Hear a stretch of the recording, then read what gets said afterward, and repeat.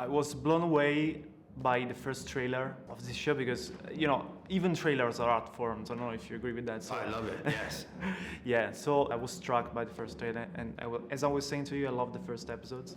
And I was just wondering, since you've been working on this project for 3 years, basically, so I was just wondering, how do you feel now that you're able to bring your creature to the world, Well, I think like like real childbirth, it's both terrifying and wonderful, but mostly wonderful. It's funny you mentioned trailers, and I love trailers so much that when I first thought about this show, and you just decide what the campaign is going to be and how many trailers you're going to get to do, I'm like, I want to do like 6 fucking trailers because we have so much. Like every episode could have its own amazing trailer. And there's so much, so many trailer type of shots, so many great character moments or big scope and action moments that I knew we could easily cut 6 or 7 trailers that would look amazing. Although trailers are not indicative of the final quality, I think in our case it's true because all the episodes are great. I really believe so. With Blur Studio, you've been doing short form storytelling, so trailers are a little bit of that, of course, even if they are not indicative. But I think you're basically swimming against the tide in the terms because you're working on short form and animated as opposed to, long form live action. But what is it that you love about this storytelling approach? I love short stories. I'm reading short stories now. I've always read them, and it's one of my favorite forms of fiction. I like to bounce around, and I feel like the viewing and stories, linear storytelling in film and television, why can't it have the same enjoyment that you get reading a short story in a book versus a whole novel? I can read a whole book of short stories and get a lot of different, it's like a tasting menu of different styles. Whereas there's a commitment to a feature film or there's a commitment to a television series or a novel that I just don't have to make. So I go into it with a lighter heart. And you can tell different types of stories, right? You can tell everything from just a slice of life story to something that has a really beautiful narrative arc that would never work in a movie. Or I've lost track of how many stories that I could go. That's beautiful. It's like a haiku is beautiful, and those are the type of things that you can do in a short form that you can't do anywhere else. I love it. In a world where selfishness and self-referentiality is like the big thing, you're basically bringing all these worlds together, all these developers together. Do you realize that that's something that doesn't really happen too often? Oh yeah, it's a real kumbaya kind of a vibe, and honestly, when you go out and you pitch these sort of things in the industry, in Hollywood or anywhere else, everybody, their initial instinct is, oh, well, you never get them to work with them, to play with those people over there. And actually it's quite easy because you can see that teaming up with all these other different IPs and different publishers and games will benefit everybody. It's a tide that will lift all boats. And especially great for some of the indies and the nostalgia games that if you're Spelunky, they've got a huge fan base, but it's much smaller than, say, Dungeons & Dragons. But if you come to see Dungeons & Dragons, you'll stick around and see Spelunky, and it may become one of your favorite games. So I really think that there's, by the same token, if you love Spelunky and you come to see the Dungeons & Dragons episode, maybe you'll go, oh, that looks cool, I'd like to play that. And I think that's the benefit that everybody is beginning to see that we saw kind of from the beginning. But it becomes more evident and the ways that they can support each other. That's true. In the same way, the studios that create the artwork, it's like Blur is a small company. We're about 100 people. And we're the sort of creative front end. And we did some of the episodes like Warhammer.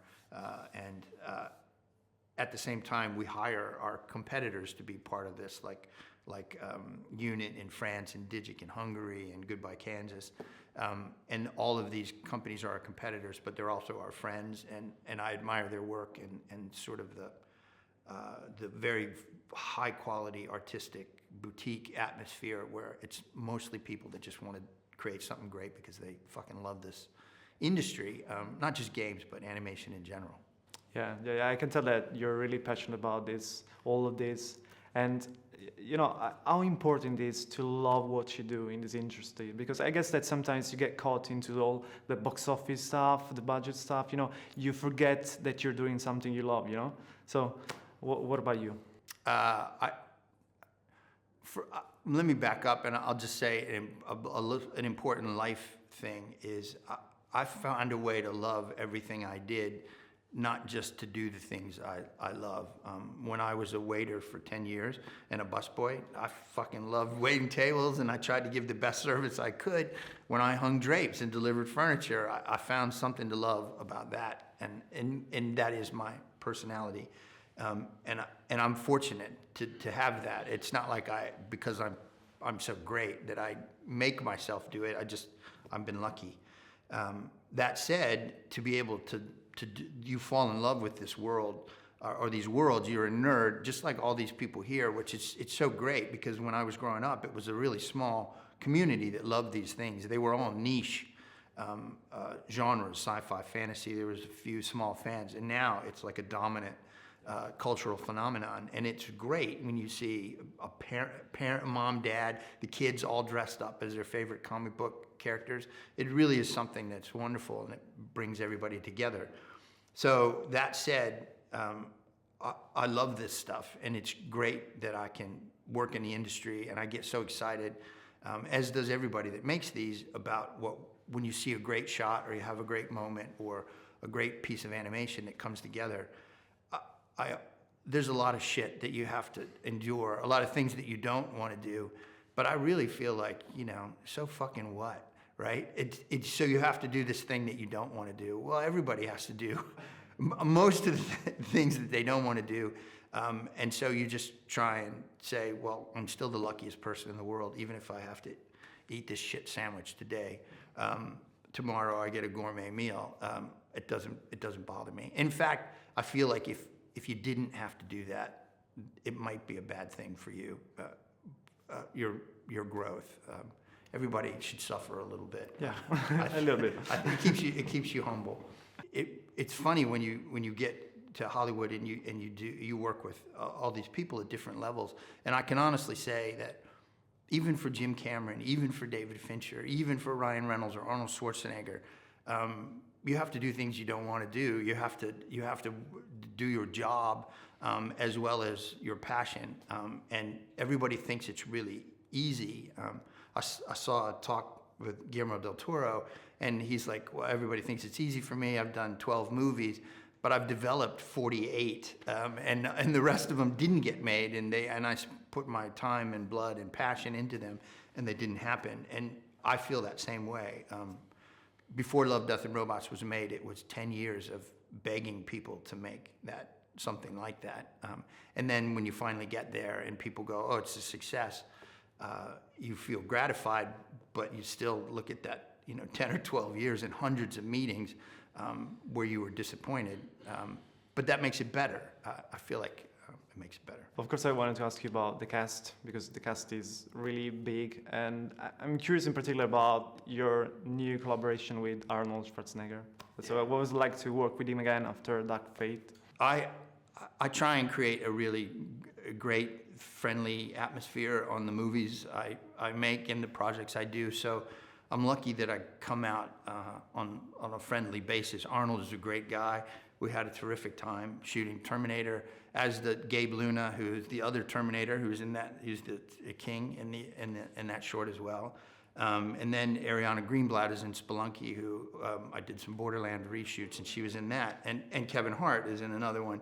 And his daughter, Heaven Hart, who happened to come to set one day, and I found out she's a huge animation fan. Keanu came down to talk to me about a different project. He's a huge Love, Death, and Robots fan, and I said, hey, I got this other show, Secret Level. You want to be in it? And he's like, fuck yeah. So it is really great that all of these, even though they're movie stars, they're also fans of popular culture and games and animation, and they're happy to be a part of it. It's not a big time commitment from a lot of them, although like in Keanu's he did his own motion capture and facial and body as well as the voice.